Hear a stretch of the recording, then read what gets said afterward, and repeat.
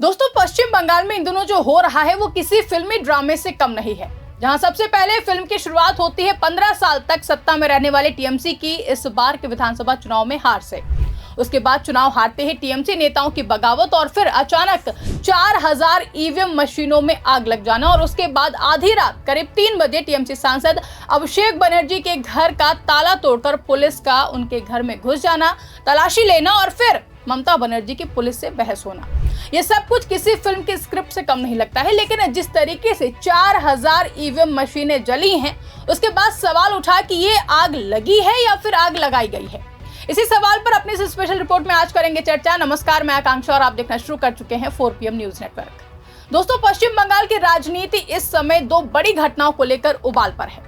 एक तरफ आधी रात को अभिषेक बनर्जी के घर पर पुलिस की छापेमारी और दूसरी तरफ 4000 ईवीएम मशीनों का जलना। ये दोनों ही घटनाएं सिर्फ खबर नहीं है बल्कि कई बड़े सवाल खड़ी करती हैं। सवाल लोकतंत्र पर उठता है, सवाल सिस्टम पर उठता है और सवाल उस सियासत पर भी उठता है जो कि पर्दे के पीछे खेली जा रही है। अब सबसे पहले बात करते हैं अभिषेक बनर्जी के घर पर हुई छापेमारी की। जानकारी के मुताबिक रात के करीब 3 बजे पुलिस की टीम अचानक उनके घर पहुंचती है। बताया जा रहा है कि घर का ताला तोड़कर पुलिस अंदर घुसी और लगभग 4 घंटे तक सर्च ऑपरेशन चलाया गया। हैरानी की बात यह है कि इस कार्रवाई के पीछे कोई भी साफ वजह सामने नहीं आई है और सबसे बड़ा सवाल यही है कि आखिर इतनी रात में इस तरह से बिना साफ कारण बताए छापा क्यों मारा गया।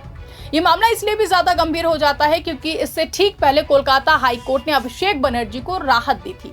कोर्ट ने उनकी गिरफ्तारी पर रोक लगाई थी और कहा था कि वो जांच में सहयोग करें। अब सवाल उठता है कि जब कोर्ट ने साफ निर्देश दे दिए थे तो फिर पुलिस को इतनी जल्दी क्या थी कि आधी रात में पहुंच गई।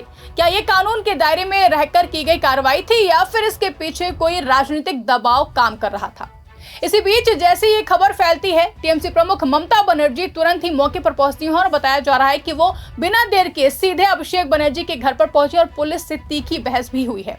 ममता बनर्जी ने साफ तौर पर आरोप लगाया कि ये पूरी कार्रवाई राजनीतिक बदले की भावना से की गई है। उन्होंने कहा कि पहले कभी इस तरह का कोई भी कार्रवाई नहीं की गई है और इस तरीके से ताला तोड़कर किसी के घर में घुसकर तलाशी नहीं ली गई है। देखिए, ममता बनर्जी का गुस्सा सिर्फ एक नेता का गुस्सा नहीं था बल्कि वो उस सिस्टम पर सवाल था जिसमें कोर्ट के आदेश के बावजूद इस तरीके की कार्रवाई की जा रही है। उन्होंने साफ कहा कि ये लड़ाई सिर्फ अभिषेक की नहीं है बल्कि लोकतंत्र की है और वो इससे अंत तक लड़ेंगी। अब इसी कहानी के बीच दूसरी बड़ी खबर सामने आती है 4000 ईवीएम मशीनों का जलना। ये घटना साउथ 24 परगना जिले के एक सरकारी भवन में हुई बताई जा रही है, जहां कहा जा रहा है कि जिस बिल्डिंग में मिड डे मील से जुड़ा सामान रखा था उसी के ऊपरी फ्लोर पर ईवीएम मशीनें भी रखी थी। अचानक आग लगती है और देखते ही देखते हजारों ईवीएम जलकर खाक हो जाती हैं। अब यहाँ सबसे बड़ा सवाल यही है कि आखिर इतनी बड़ी संख्या में ईवीएम एक ही जगह पर क्यों रखी गई थी और अगर रखी गई थी तो फिर उनकी सुरक्षा के लिए क्या इंतजाम थे।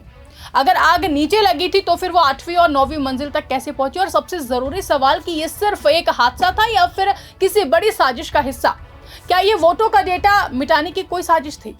इस घटना के बाद राजनीतिक बयानबाजी भी तेज हो गई है। कांग्रेस और आम आदमी पार्टी ने इस पर सवाल उठाए हैं और जांच की मांग की है, लेकिन सबसे तेज प्रतिक्रिया टीएमसी की तरफ से सामने आई है। पार्टी ने साफ कहा है कि यह घटना बेहद ही संदिग्ध है और इसके पीछे सच्चाई सामने आनी चाहिए। टीएमसी का आरोप है कि जब पहले से ही ईवीएम को लेकर देश में सवाल उठ रहे हैं, ऐसे समय में इस तरह की घटना होना बहुत ही गंभीर है। पार्टी ने यह भी कहा है कि पहले भी ईवीएम और सीसीटीवी फुटेज को सुरक्षित रखने की मांग की गई थी, लेकिन उसे नजरअंदाज किया गया। टीएमसी ने एक्स पर लिखा, रहस्यमय ढंग से आग में नष्ट 4000 नियंत्रण इकाइयां, 4000 मतपत्र इकाइयां और 4000 वीवीपैट। डायमंड हार्ब्स उपमंडल के अंतर्गत कस्बा जादवपुर, बेहाल पूर्व, बेहाला पश्चिम, मोटिया बिरुज, सतगछिया और कई विधानसभा क्षेत्रों से जुड़ा हुआ है। इलेक्शन कमीशन ऑफ इंडिया हमेशा गढ़े गए आख्यानों के पीछे छिपकर नहीं रह सकते। ईवीएम और सीसीटीवी फुटेज को संरक्षित रखने के लिए पहले न्यायिक हस्तक्षेप की मांग की गई थी, तो फिर ऐसी घटनाएं कैसे हो सकती हैं। क्या ये महज एक दुर्घटना थी या फिर लोकतंत्र के साथ छेड़छाड़ कर अहम सबूतों को गायब करने की सोची समझी कोशिश। वहीं कांग्रेस नेता पवन खेड़ा ने एक्स पर लिखा कि इलेक्शन कमीशन ऑफ इंडिया को यह साफ करना चाहिए कि क्या हाल ही में हुए पश्चिम बंगाल चुनावों में सचमुच इन 4000 ईवीएम का इस्तेमाल हुआ था, वरना हमें ये सोचने पर मजबूर होना पड़ेगा कि क्या ये वाकई कोई दुर्घटना थी या फिर वैसी ही सुविधाजनक और रहस्यमयी आग थी जो कि बॉलीवुड फिल्मों में हमेशा ठीक उसी समय लगती है जब अहम सबूतों को मिटाना हो।